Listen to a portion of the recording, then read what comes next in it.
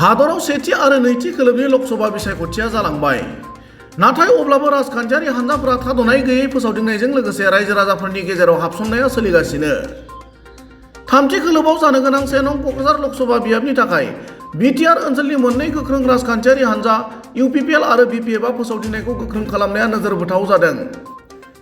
बेबादि समावनो बिपिएफनि गाहाय हाग्रामा महिलारि बिथाङा पर्बतजरा महकुमानि देबिटलायाव बिपिएफनि बिजाथि खाम्फा बरगयारिनि जानानै बिसायख'थियारि फोसावदिंनाय सुबुं गौमायाव बाहागो लायो।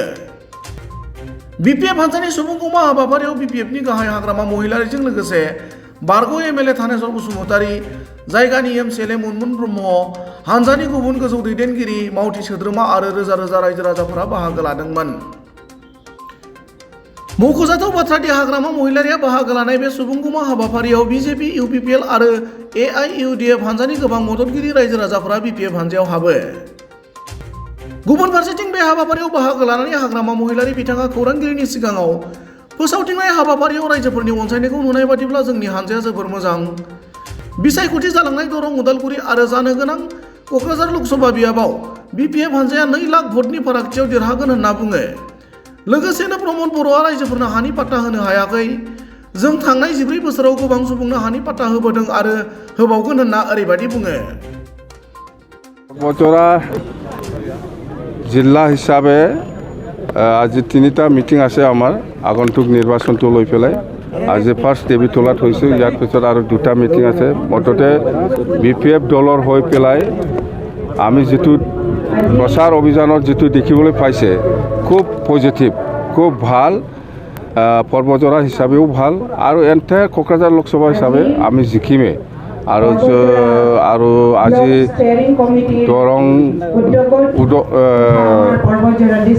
দৰং ওদালগুৰি যিটো লোকসভা ইয়াতো ভোট হৈ আছে। এতিয়া আমি যিখিনি পাই আছোঁ মুঠতে আমাৰ বিপিএফ দলে উইনাৰ হ'বলৈ গৈ আছে। বিৰাট ভাল, এতিয়া বিৰাট ভাল সেইখিনি কথা।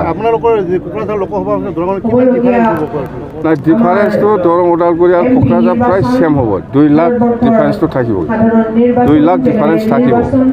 মুঠতে খুব ভাল। দৰং ওদালগুৰিটো বিৰাট ভাল আৰু কোকৰাঝাৰো ভাল, সেইখিনি কথা।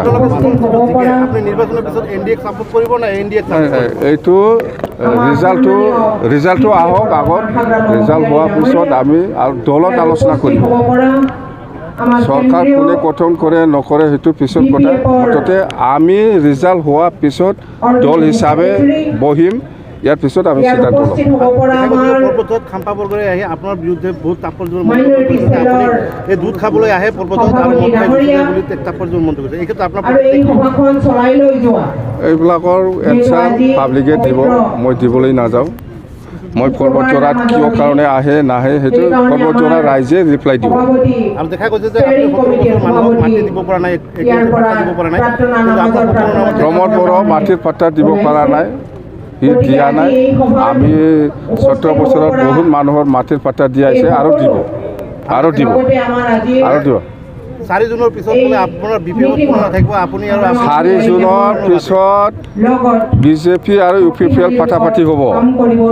এই কথাটো আপচুল লিডাৰসকলে জানে, ইউপিপিএল লিডাৰসকলে জানে। কিন্তু ইহঁতে তলৰ লেভেলত, গ্ৰাছৰুট লেভেলত এইটো লুকাই পেলাই ৰাখিছে। ইহঁতে এইকাৰণে কৈছোঁ মই, এতিয়া খাৱাৰ খুব কাম চলি আছে। ইহঁতৰ যিমান পাৰে ইমান লুটি আছে। আমাৰ চৰকাৰ নাথাকিব বুলি ইউপিপিএলে জানে। ইউপিপিএল আৰু বিজেপি ফাটাফাটি হ'ব, এইটো চিয়'ৰ। কি কথা দেই। नोंथांमोनहा गावबा गावनि गथ'खौ काराटेनि सासे राफोद गेलेगिरि खालामनो गोसो दं नामा? हादरसायारि, हादरारि, हादर गेजेरारि थाखोसिम गेलेग्रा खालामनो गोसो दंब्ला नोंथाङा गोबाव दा खालामसै। सासे राफोद रोंखा-राखा काराटे गेलेगिरि खालामनो थाखाय नोंथाङा जानजि खाफ्रादो आरो मुं थिसनहैदो गलामगुरि काराटे एकाडेमियाव। रोखा खौरांनि थाखाय 8720903713 मबाइल नाम्बाराव कन्टेक्ट खालामनो हागोन। बेबायदिनो बड' हाउस काराटे एकाडेमिनि थाखाय 6900451157। बेंटल काराटे एकाडेमिनि थाखाय 9678041226। बेनांगाव काराटे एकाडेमिनि थाखाय 6901341656। आरो धालिगाव काराटे एकाडेमियाव मुं थिसननायनि थाखाय 8720903713 मबाइल नम्बराव खौरां लानो हागोन। मख'जाथावदि बे सोलोंसालिनिफ्राय सिगांनिफ्रायनो हादरसायारि, हादरारि, हादर गेजेरारि थाखोनि बादायलायनायाव गोबां फरायसाफोरा बान्था मोननो हाबोदों।